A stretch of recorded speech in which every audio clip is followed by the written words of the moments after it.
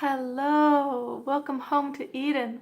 This is Eve's Eden, where the feminine divine is the primary one who guides everyone, that essence within of the soft, loving heart. Today's topic for us women is how to get the men to listen to us, how to get them not just to listen, but respond. You know, I had a disastrous morning trying to be listened to with a man who I really adore and admire. I really care about the planet, right? I care about solar, and I notice when I go around, all over the region, women immediately are like, oh yeah, let's do this. Let me just talk to my husband and we'll make our appointment, right? Because nowadays it's not about money anymore. You actually can get solar without having to put money out. So she'll get with her husband, and the next thing I know, it's the same phrase. It's always the same. We're busy right now. It's just too much to deal with right now. Sometime in the future, maybe you can come back. This is what the men say. Now, sometimes it's a woman who'll say that, but 9 times out of 10, it's the men, right? Now, we have this planetary issue, right, going on with the climate. We've got to respond, like, immediately, and I'm trying to find a way to get the men to hear me, right? So I say to this guy this morning, that I will help him get solar at no cost, and I'll even forgo my commission to do reparations, because I'm trying to do reparations along the way for any friend of mine or anybody of color, just as a habit, if I can afford to, And in this case, I thought, well, you know what, I probably could. And he was so freaking rude to me. So he did not want to hear me. Why? What did I do wrong? Well, I spoke rapidly. I spoke strongly. I was in my masculine because I was doing my work. You know what? The paradox is, if we want the men to hear us and listen to us, we actually have to be in our feminine. It's the feminine who gets listened to. And we are busy feeling that as feminine women, we won't get listened to, so we try to get into the masculine. We shout, we speak loudly, we demand, and I was kind of in that space of, he was like, well, we'll just deal with it later. I really don't, I don't. He had wanted solar, he asked me, but now suddenly he doesn't have the time. And I was like, well, the planet is in a crisis, and this is inconvenient, but we really shouldn't be trying to make it about our convenience to whether or not we get solar now or later. It really needs to just be acted upon. So I said it like that, right? But if I had said, I have this thing that's really important to me, my heartfelt mission that I'm on, and I wonder if you have some time to hear about it and feel on it with me. Actually, what I would have done was bring him into his heart. And then, maybe not right away, instantaneously, but he would come around. Instead, I went to my masculine, which met his masculine. He's going to trump my masculine, because he's going to show he's actually the man and he's got control of the situation, and then just shoot me down. So his last line was, I'm not interested in this conversation right now, right? And it really pissed me off because I spent a whole weekend on an agenda that was very important to him. Very important. He's in a truth and reconciliation and reparations. All this stuff is his life work, and that's a big deal for me. That's part of my life work too. But my bigger work is the planet and women, because women across the board in every race are being subordinated, and the planet is our mother for everyone. So come on, root cause here. Let's listen to the planet. But how do we get the men to listen? Go to our feminine. Isn't that a wonderful paradox? The feminine is not being listened to basically because we're no longer in our feminine. The feminine heart, it's irresistible. The heart space of woman, no one can resist when they feel themselves drop into their heart, that the message goes reverberating through their being. and they might go into silence for a little while, or not knowing what to do as you bring up a topic that feels really big. But I find this really the case when I try to bring up when I feel that men are not listening to me in a way that is very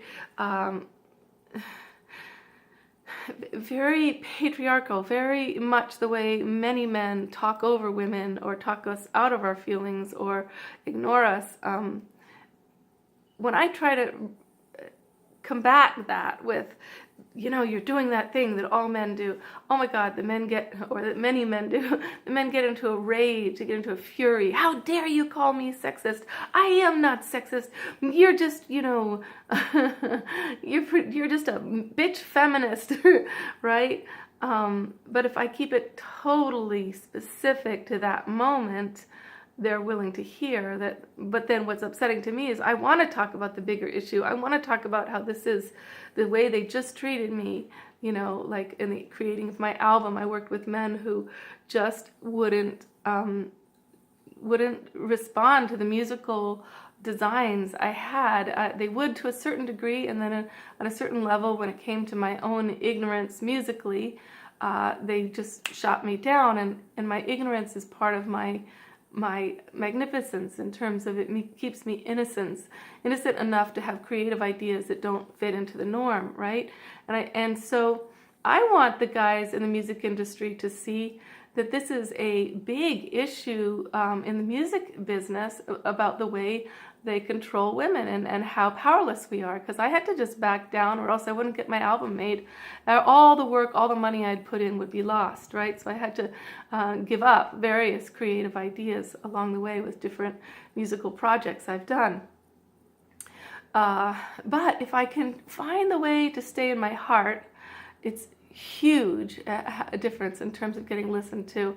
The bigger issues about the men being in a context of understanding even the most evolved man is still very likely doing various things that are common, just like a person whose whole life has been dedicated to truth and reconciliation with racism is still going to do stupid racist things, and the more you get into trying to help with that movement, the more stupid you feel, because now you're the one that they can talk to about how pointing it out, and this is good, but it can hurt enough that you want to just close off and say, screw you, I won't help you anymore.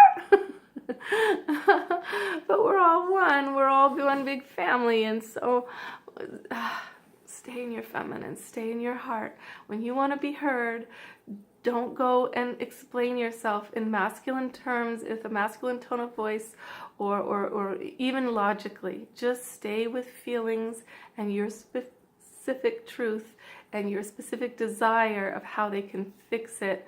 And you're likely that they're going to listen 1,000% more than... Then oh man, we got to respond to the climate stuff. Solar is such a quick way to go, and it doesn't cost anybody money. Would you please stand up for that? And you know what? When the guy, whatever it is you're standing up for, whatever it is, and he shoots it down, it does require a little bit of a fight, but your fight can be elegant. It can be coming from feminine integrity. All of these women who back down immediately when the man says, oh no, we don't, I'm not interested in that conversation now, and I'm not interested in the hassle it might take to fill out some paperwork for the solar. The women, if they were to stand up, it would be awkward. It would maybe ruin their dinner, because the guy might be, why are you not totally on the same page with me? If the women were to say, this is important to me, I need to do this to feel right and in balance on the planet. Until now, there's been nothing we could do to help the planet, but now there is something. None of us knew what to do, but now there's something. We can go solar without even paying for it. I'm going to stay. I really would like you to get on this page with me, because this will make me feel in balance. Some way of being willing to have that altercation, which is very inconvenient, right? It's inconvenient when you're in a nice flow with your hubby and he's supporting you in so many ways, and you just don't, you know him, if you say you want something that he's not into, sometimes he's going to get belligerent and really rude and acting like his way is the best way. And so it's those two things together. You being in your feminine heart and at the same time not backing down. You might have to bring it up again and again from the heart and with clarity and more ways to speak about it. And you might have to withhold sex. Doesn't that sound like a bitch? Yeah, but they can't just have access to us if they're not supporting our lives and the causes that we care about. That's our life.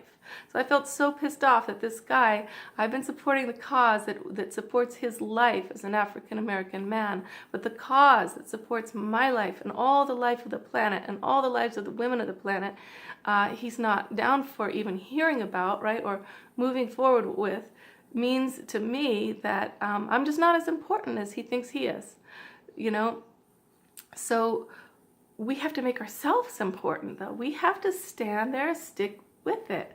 Stick with it. Stick with it with love, without closing our hearts. But, closing off sexuality is a really good idea, because if you have sex when you're feeling betrayed on various levels, what you start to do is have disassociation with your sexuality. And if you only have sex when you're feeling aligned with him, responding and respecting you, responding to your requests and respecting you, now your sexuality also has a much deeper dimension where you can ask for more and more of what you want in that domain. I'm sounding really masculine right now. I'm like, really? Mama. Well, we do. We have our own masculine just as strong as our feminine. We need to be powerful women. But what's interesting is really being heard. Even for the men, when you're really heard, you're coming from your heart. Okay, much love, darling. Thank you for being with me. I am with you all the way on this. Whatever you need to ask for from him, please tell me how it goes. And if you need ideas on getting your point through to him, let's collaborate. We'll figure it out together. We will, darling. Okay, much love. Love life. Enter Eden. Come home.